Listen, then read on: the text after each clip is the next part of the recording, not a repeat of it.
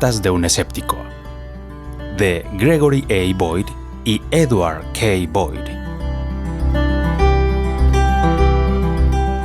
Parte 3. Preguntas sobre la Biblia.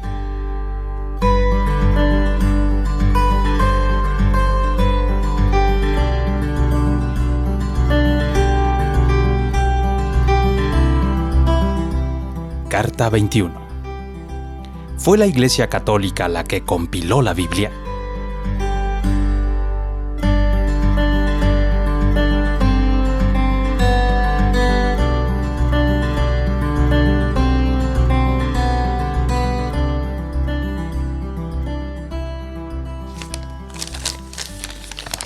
«11 de diciembre de 1990. Querido Greg, déjame decirte una vez más lo orgulloso que estoy por tu actuación en la carrera en que participaste. Espero que no tengas ningún daño permanente y que tu familia por fin se sacó esta locura tuya de su sistema. Siento que no vayan a poder venir. Estábamos confiados que sí podrían. Deseamos mucho verlos. Pero entendemos. Cuando nos ganemos la lotería, Jean y yo vamos a volar todos los años para visitarles. Sobre la teología, Greg, casi detesto reconocer esto, pero estás empezando a tener razón.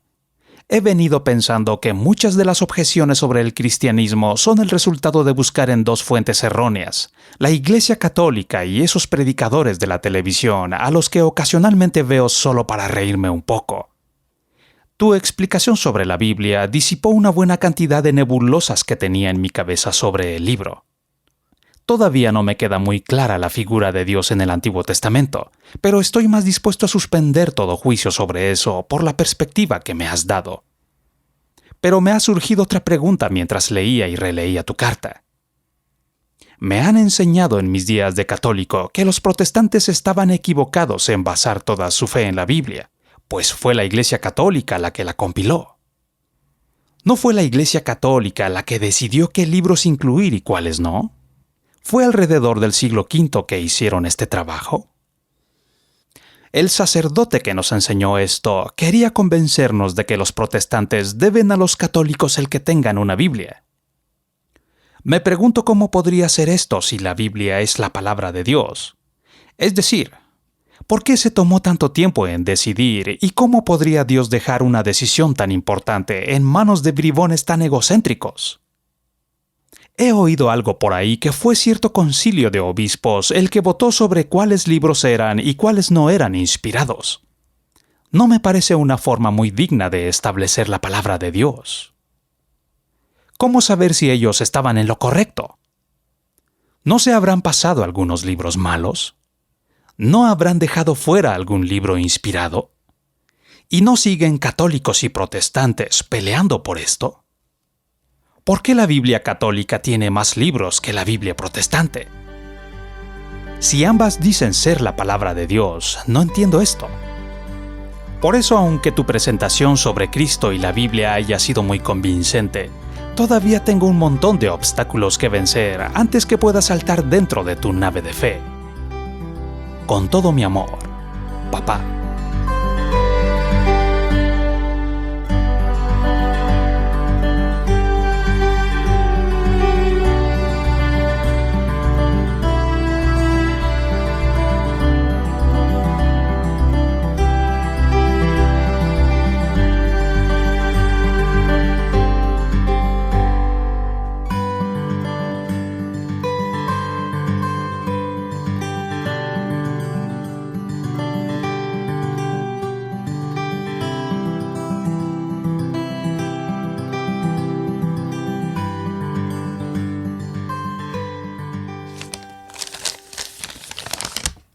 «28 de diciembre de 1990. Querido papá, espero que usted y Jean hayan tenido una linda Navidad. De nuevo, siento que no pudimos ir a verles. El próximo año de seguro que iremos. Hemos empezado a ahorrar para el viaje y le aseguro que nada nos detendrá. No solo queremos verles a usted y a Jean, sino que nuestros niños nos tienen locos con sus deseos de ir a Disney World. No puedo expresarle qué feliz me siento al ver que está empezando a ver la plausibilidad del cristianismo. Se lo he venido diciendo, papá. Usted es un blanco perfecto. Dios no lo va a dejar ir. Entre el Espíritu Santo y yo no le veo a usted ninguna posibilidad de escapar. Vamos ahora a su pregunta. Me temo que de nuevo está mal informado o no entendió bien la información que le dieron sobre el proceso de la formación del canon. Es verdad que no hubo ninguna lista de libros en el canon sino hasta el siglo V. Y es verdad que hubo unos cuantos libros sobre los que cierta gente influyente discutió, y lo siguen haciendo. Pero la vasta mayoría del canon del Nuevo Testamento se fijó en el siglo II. Esto se puede comprobar por la forma en que los padres de la Iglesia primitiva citan el Nuevo Testamento como autoritativo. Más del 90% del Nuevo Testamento puede reconstruirse de citas de los padres primitivos hasta el siglo III. La única razón de que alguien se hubiese preocupado por un canon oficial fue que un hereje llamado Marción surgió en el siglo II y formó su propio canon herético. Este Marción odiaba a los judíos y odiaba el Antiguo Testamento, de modo que empezó su propia rama de cristianismo excluyendo completamente el Antiguo Testamento. Decía que un Dios malo lo había escrito, y usando solo fragmentos del Nuevo Testamento, cortó y unió porciones de cada libro para armar su aberrante teología. Cuando su movimiento empezó a adquirir popularidad, la Iglesia tuvo que dar a sus fieles una enseñanza oficial sobre lo que era y lo que no era el Nuevo Testamento. No es que haya tenido que defenderse al Nuevo Testamento, sino que fue necesario hacer frente a esta enseñanza falsa. Se hicieron pronunciamientos oficiales. La primera lista oficial de libros que tenemos es el Canon de Muratori, que data de alrededor del año 170 después de Cristo. La lista que tenemos en él es casi idéntica a la que usted encuentra en la Biblia de hoy día. Vea, papá, los libros inspirados del Nuevo Testamento fueron aceptados como tales por personas de fe casi desde el principio. No hubo una gran controversia al respecto. Estas obras estaban circulando por todas las iglesias, y gradualmente se fue reconociendo un bien organizado cuerpo de literatura como el Nuevo Testamento. Lo que vino primero fue la formación no oficial del canon, seguida por controversias como la de Marción, y luego vino la formación oficial del canon.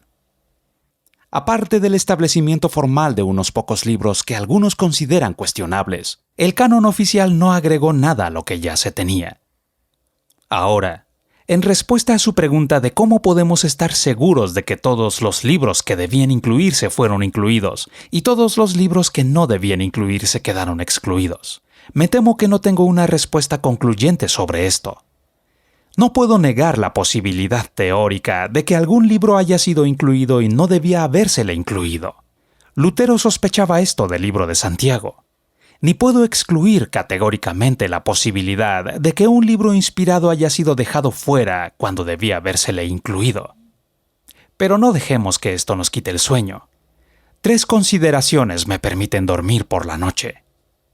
Primero, en algún punto de todo esto tengo que creer en la providencia de Dios.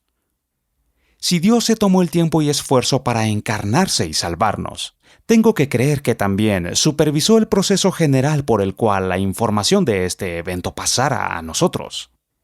Jesús prometió a sus discípulos que el Espíritu los inspiraría y que el mundo creería en Él a través de su palabra. Si Él inspiró este trabajo, tengo que creer que se aseguraría que fuera incluido en el canon. Si un libro se perdió, tengo que creer que no era de importancia crucial. Segundo, el proceso de reunir los libros inspirados en un canon no fue un asunto informal para la iglesia primitiva. Esta gente estaba muriendo por su fe, lo que los hacía querer asegurarse de que todo aquello en que creían les llegara de la boca de Dios. Nadie querría morir por una mentira. Así es que se aplicaron criterios estrictos sobre estos libros. ¿Quién los escribió? ¿Cuándo se escribieron? ¿Es su contenido congruente con otras obras que todos reconocen como inspiradas? ¿Los recibieron las iglesias desde el principio como inspirados? ¿Tienen el poder transformador de la palabra de Dios? Ellos estaban en mejor posición que nosotros para responder muchas de estas preguntas y tenían más que perder si las respondían erróneamente. Por eso me siento confiado aceptando sus decisiones. Además, estas obras llevan ahora el testimonio de cristianos a lo largo de la historia que creen que son inspiradas y que transforman vidas. Así es que si ocurre que encuentro un libro en particular que no me parece inspirado, sería muy presuntuoso de mi parte no sospechar que la falla es más mía que del propio libro. Finalmente, aun si fuéramos a rechazar las pocas cartas que estuvieron en disputa en la Iglesia primitiva, en realidad estas cartas no fueron reconocidas por la Iglesia sino hasta el siglo V, no se habría perdido gran cosa en el Nuevo Testamento. El Nuevo Testamento forma un monumento increíble que se mantiene intacto aun si llegaran a quitarle algunas piedras notables. Segunda de Pedro, por ejemplo, fue objeto de discusión porque su estilo es muy diferente al de Primera Pedro. Esto se puede explicar fácilmente. Él nos dice que consiguió la ayuda de Silas para que escribiera la primera carta. Primera de Pedro 5, versículo 12. Pero si aún se quitara Segunda de Pedro, no habría alteración mayor. Lo mismo podría decirse de Segunda y Tercera de Juan, Santiago, Hebreos y Apocalipsis. Todos estos son libros muy buenos y me alegro que estén en el canon. Pero la cuestión es que nada central en cuanto a la salvación depende de su existencia. La idea de que los protestantes deben su Biblia a la Iglesia Católica del siglo V es un error. De hecho, si se va a diferir Iglesia Católica por la línea de papas que la dirigieron, es muy difícil argumentar que en realidad hubo una Iglesia Católica antes del siglo VI, y probablemente aún después. En cuanto a su pregunta sobre la diferencia entre la Biblia católica y protestante, esto no tiene nada que ver con el canon del Nuevo Testamento. La diferencia más bien vino con la ruptura de Martín Lutero con la Iglesia Católica en el siglo XVI. A partir de ese tiempo ha habido un cuerpo de literatura, conocido como literatura apócrifa, que acompañaba a la literatura canonizada oficialmente de la Biblia. Hubo una diferencia de opiniones entre los líderes de la Iglesia sobre esta literatura. Algunos pretendían que tenía el mismo estatus que la literatura bíblica, y otros no. Una ambivalencia heredada del judaísmo. Así es que se decidió incluirla en el canon bíblico como literatura edificante, pero no fue oficialmente considerada con la misma autoridad que el resto de la Biblia. Con la ruptura de Lutero con la Iglesia, sin embargo, el estatus ambiguo de los libros apócrifos tuvo que ser aclarado por diferentes razones. La más importante fue el hecho que los líderes católicos querían citar esta literatura como respaldo de algunas de sus doctrinas que Lutero negaba. Por ejemplo, el purgatorio. Como Lutero negó absolutamente la canonicidad de estos libros apócrifos, la Iglesia Católica del otro extremo se vio forzada a respaldar esta literatura. Ambas posiciones fueron nuevas en la historia de la Iglesia. Por mi parte, papá, estoy en el lado de Lutero. Sin explicar por qué lo estoy, quiero decirle que A. Ni Jesús ni los discípulos jamás citaron los libros apócrifos como autoritativos. B. Los libros apócrifos contienen material que parece contradecir la enseñanza del Nuevo Testamento. C. Los padres de la Iglesia primitiva rara vez citaron los libros apócrifos como autoritativos. Y D. La calidad de la literatura, diría, es significativamente inferior a la literatura incluida en el canon. Pero como con los libros del canon que fueron cuestionados en la Iglesia primitiva, nunca voy a perder el sueño por este asunto. No hay mucho que dependa de ellos. Ni pienso endosar la opinión de antes de la Reforma sobre los libros apócrifos. Si alguien encuentra esta literatura inspirada, edificante y capaz de transformar la vida, grandioso, yo no. Que cada uno decida por sí mismo. El quid de todo esto, papá, es que cualquier asunto menor en torno a la Biblia nunca afectará el contenido central y el mensaje fundamental de la Biblia. Lo animo a que empiece a leerla.